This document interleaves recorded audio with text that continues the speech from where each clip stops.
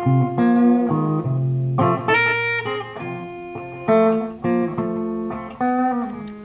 hi and greetings from Berkshire Guitar Amplifier Repairs in Reading, England. On the bench today we have a Marshall DSL40C for combo, sent to us by viewer David. David tells me that he was playing this amplifier for 6 straight hours in a row. We are still in COVID lockdown, so I guess that's allowable.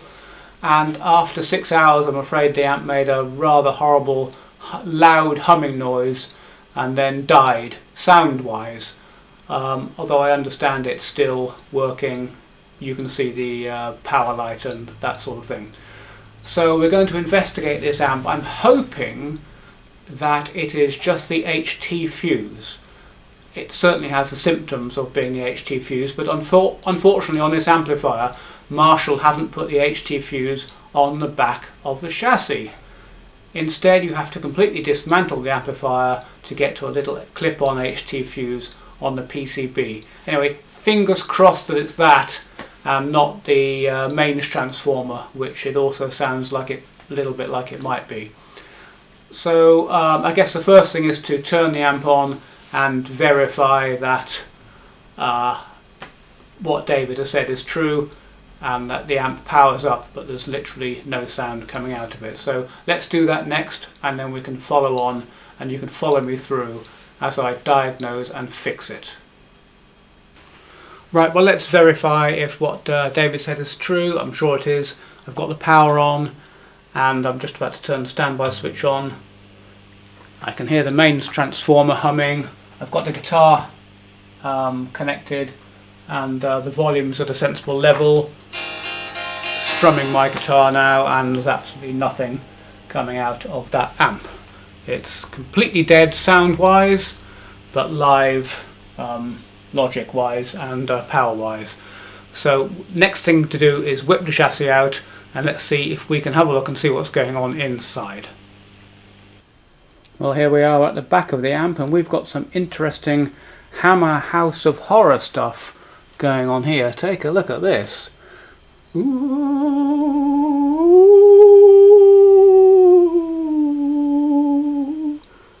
Welcome to the inside of this cabinet.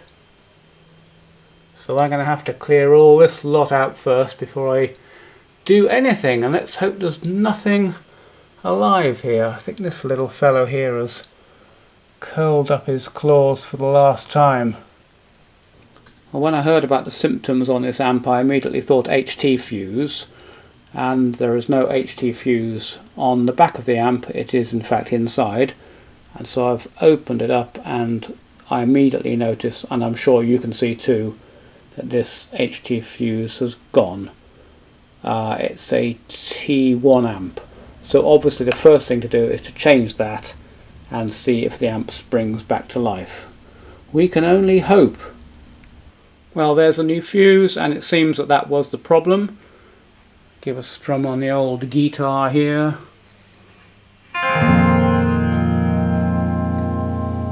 And we have a nice sound coming out of the speaker. So that was a fairly straightforward fix. I think what I will do though is just give the amp a check over and check the bias as well to make sure the tubes aren't running too hot. It all looks quite clean inside, and I'm not expecting any problems, but I'll just check the pots aren't scratchy, and as I say, check the bias, and this one is good to go, I think. Well, I'm glad I did decide to check the bias, because the amp has a bit of a problem. Let me show you. I've got the 2 Euro tubes bias meters plugged into the sockets of the EL34s, a couple of Marshall EL34s in here, and if you look at this EL34, you can probably see that the EL part of the legend is kind of burned off. I'm not quite sure if you can see that, but trust me, it is. And when I turn on the standby switch, watch what the currents are on the 2 tubes. So left hand one is 82 milliamps, way too hot. The right one's 55, also very hot. So this is why this amp blew the fuse. I'm going to turn that off now. Next thing to do is to flip it upside down and see if these can be brought into some kind of equilibrium using the 2 trim pots inside, which I will show you when I have the chassis the other way up. Well, here are the 2 trim pots that adjust the bias, trim 1 and trim 2. I'm going to stick this adjustment tool in one of them, and we'll turn on quickly and see if we have any kind of hope whatsoever of bringing these into any kind of alignment. So I'll turn on now and let's see what we can see. So here goes the standby. I want to be fairly quick here because that tube is drawing a lot of current. Okay, this is the one that was the most hot, and that's actually coming down quite nicely. So that was quite a long way out. Look, it was right up.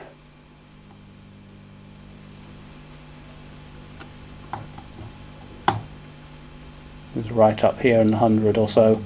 I just turn this pot down clockwise until this comes down to something a bit more reasonable. Here we go, 37.9, 38, 30, 39. I'll just knock that one down a little bit. In fact, since we're messing around, let's make it 37. That's about right for this amp. They're both at 37 now, and that amp is now biased. That was way out, and the tubes have probably suffered a little bit as a result of that, particularly after all that playing. And I can see one of the tubes is cooked a little bit. So anyway, I'll go back to the customer, see if he is happy or whether he wants a couple of new output tubes. And that's it. That's job done, and we are ready to put the amp back together. Well, we got lucky on that one, didn't we? Fairly straightforward. Take the chassis out and check the fuses, and yeah, it was the clip-on fuse. I think I said in the previous section it was a 1 amp. That's true for the 100 watt version. This is the 40 watt version, and so the fuse is a time delay 500 milliamp fuse, and that's the one I put in. We did a quick rebias, and the bias was obviously the cause of those tubes overheating and drawing too much current through the HT fuse and popping it, particularly after 6 hours of solid playing. So David, you're good to go with the amp, and I've popped a couple of new EL34s in there for you, and I don't think it'll give you too much trouble, but do try to cut down on those 6 hours. It can get a bit much sometimes. Thank you for watching, and I'll catch you on the next video.